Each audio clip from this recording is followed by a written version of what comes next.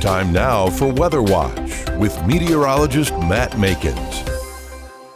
Matt Makens here. Time for this week's Weather Watch. Hope it finds you doing well. And this time, what you're about to read in your National Cattleman newspapers or even that Directions magazine is this path to La Niña, getting away from El Nino. And yes, it's fair to say that in some cases the El Nino was kind of a dud, especially if you're in New Mexico or West Texas.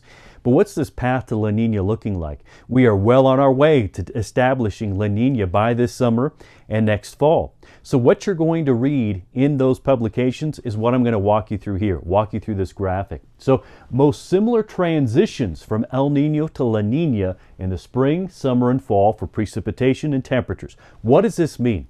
I went back in history and I plotted what El Nino events were like as they left El Nino and went to La Niña. So again, we look at our ocean conditions plotted here. These are the temperatures of the ocean, whether it's warmer or colder than average. And then we look in these boxes here for El Nino, especially this region, kind of intersecting a couple of boxes there. That's kind of the quote-unquote official region for El Nino conditions. And again, we're just looking at the ocean. Is it warmer or cooler than average? And for the past year, we've been warming up. We hit our El Nino, warmer than average ocean conditions, and then the last few months have started to cool off. That's kind of normal. It's seasonal. El Nino, La Niña events, they taper off as you head into the spring months. So that's normal to see a path like that or a chart like that. If I add in all other years where we had El Nino and La Niña kind of developing, peaking, and then dropping off, what happened in those years? Well, here's that.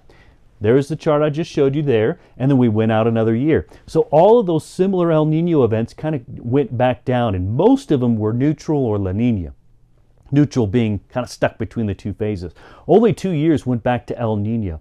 So with that in mind, I clumped these years together that were most similar to this one, clumped those years together, and the result is La Niña develops 64% of the time, and it has looked like this. It has looked like spring, summer, and fall gets drier and drier across the south and hotter as you go throughout that transition into fall and the following winter.